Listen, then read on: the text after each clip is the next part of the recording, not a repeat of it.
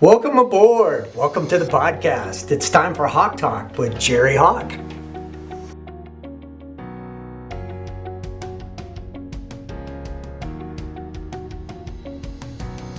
Everybody's saying, oh, you got to do a podcast. You got to do a podcast. You should do webinars. I got to tell you, this is really a strange time of affairs. The world has gone upside down. I've never seen anything like it. I've been around for decades in the marketing and sales game. I've been coaching people for a little over a decade now or more. I build teams. I help people come together, resolve conflict, and I've never seen more fear than I'm seeing right now. The state of affairs for this society that we're in, our government, what people are saying to one another, it's all fear-based. And I gotta tell you, I don't have a fix. All I can say is to everybody that calls me and says, oh, you gotta get on and do a podcast and talk about the things that you do because it makes everybody feel better. All I can say is breathe.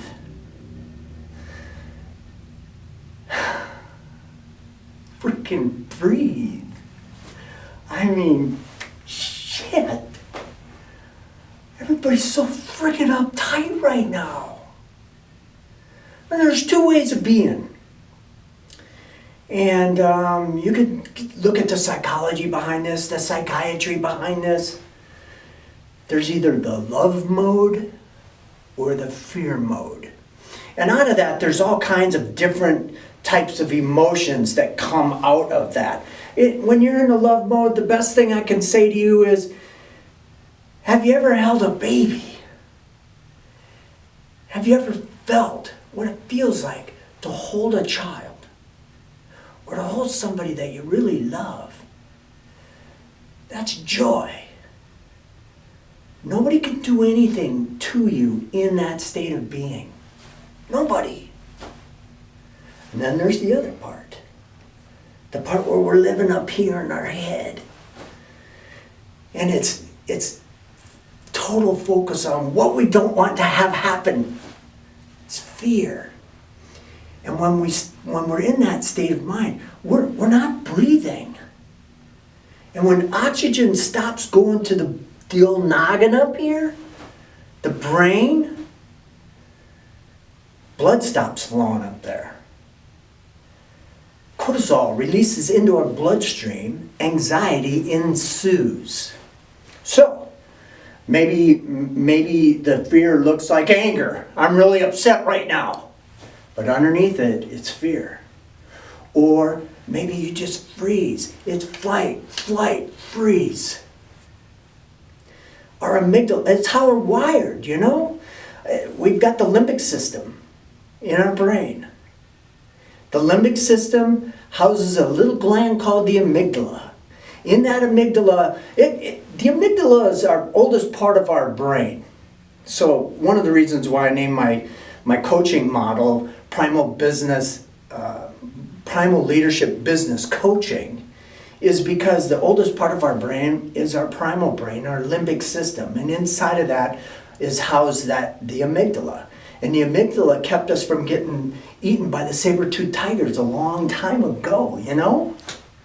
If we didn't have that, we would be dead. So it's still active. And that's where our emotions live. And what I teach is be present with your emotions. Be conscious of your emotions. Don't try to push it down. Don't try to stifle it, but actually be with it. Once you're with it, it acts like your sixth sense. And your body will tell you what you need next. I mean, you ever have the hair stand up on the back of your neck? That's coming from that area. Your body will tell you, oh, I got a pit, I got a gut feel, I just don't know, but my gut's telling me something else. That's what that is. Or being heartfelt. So what I teach is paying attention to that. And I got clients that'll call me up and they'll say, hey, I hear you're really good at bringing teams together. We've got some conflict going on, but can you leave out the touchy-feely shit? And no, I can't leave out the touchy-feely shit. I mean, that's what it's all about. Otherwise, all that's happening is prefrontal cortex, operating out of the ego, taking all of the information that we've gathered over the years, or we learned in books, or we were taught in school, and using that as the navigator. And then we're leaving this whole other part out, our sixth sense, where we know what's happening. So one of the biggest things that I want to cover today is, look, you got a choice. Everything's a choice. Let's say you're a manager. And what is management? Management is about following systems, processes, trying to control it so that you can project what's going to happen. Management is really, really important. And some of us are also leaders in that role. And they're two separate things. I've run across a lot of managers, they're extremely, extremely good at what they do. But they're like emotionally friggin' stupid. They have no emotional intelligence. So it's like, my way or the highway, we're going to do it this way. And then there's a conflict. And people don't want to follow them. And then the guy or gal gets written up because they're an ass at work. And then they bring me in and they want to do a conflict resolution between that guy or gal and the team. When really it's about this person not understanding that just because they're in a management role doesn't mean that they shouldn't be motivating, aspiring, inspiring, collaborating with those people that are with them. And that's what leadership is. And that's what my heart's broken about with what's going on in today's society is, where's the leadership?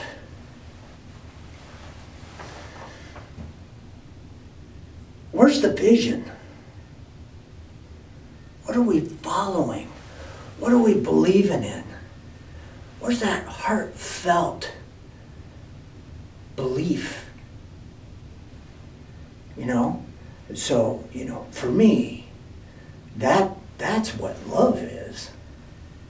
Collaboration, joy, feeling like I'm a part of something. Like, being able to say, be so vulnerable as to say, you know what?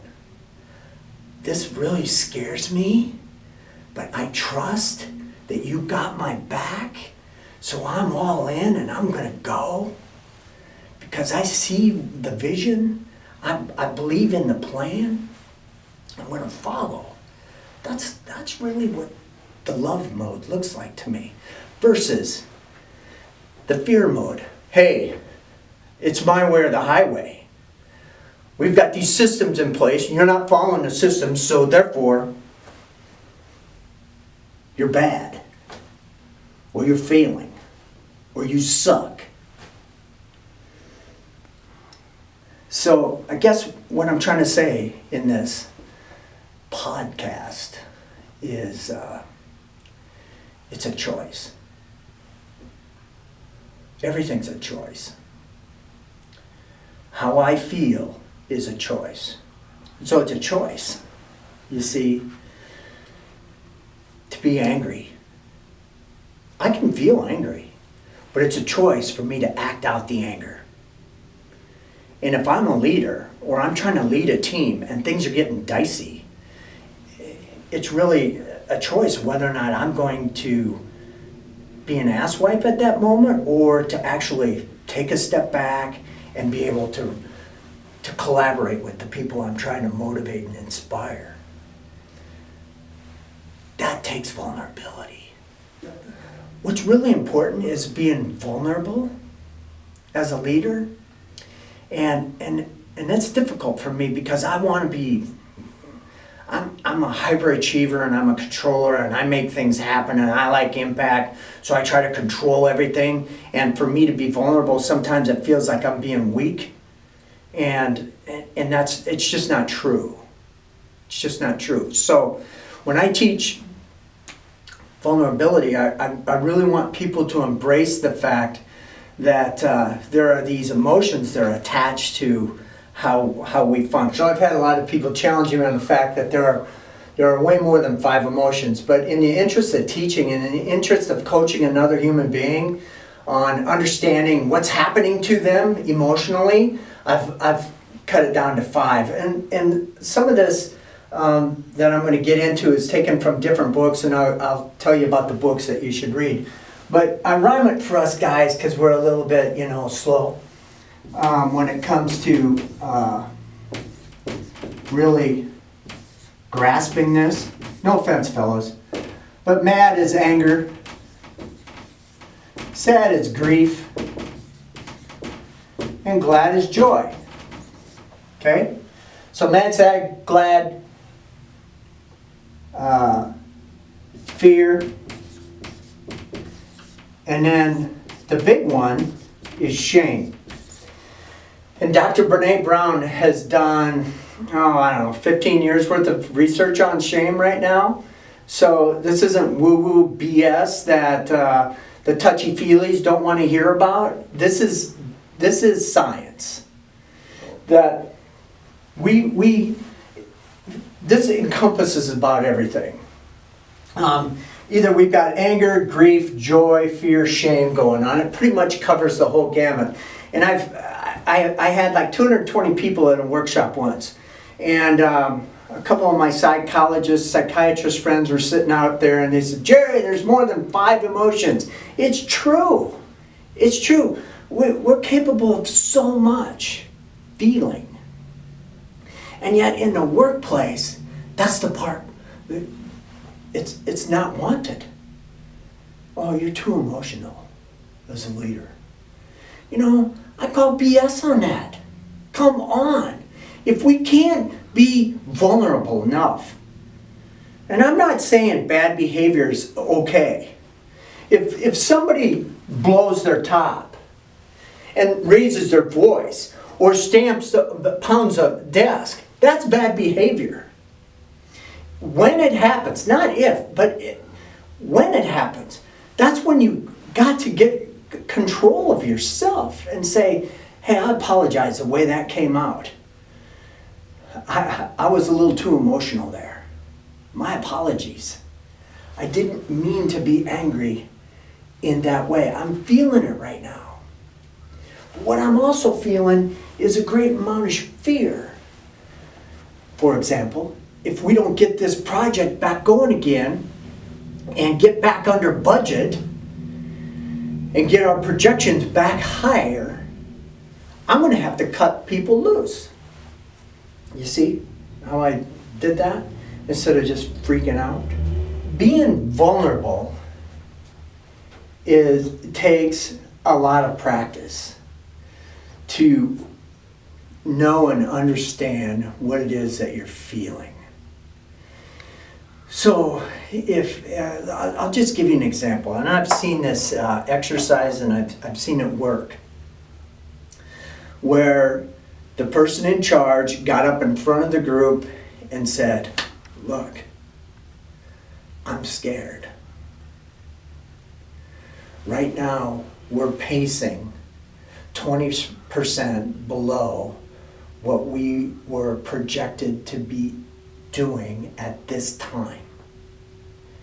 And if this continues, I'm afraid we're going to have to make some hard decisions and make some cuts, which could involve some of you. Now, I think that type of vulnerability is not a sign of weakness, but is power. On one hand, you laid out, look, this is how I feel. And on the other hand, you laid out, this will be the consequences if we don't get our act together, if we don't get sales up, if we don't get control of expenses. So again, going back to the limbic system and what your emotions are for, they really can become an asset to you as a leader. As a leader, being really emotionally intelligent, to be able to speak from your heart, per se, and say, this is how I feel. And consequently, here are the facts that I'm looking at. And I've got some wild judgments and assumptions going on that you all as a group have to help me straighten out in order for us to get to where we want to go. Vulnerability like that is power.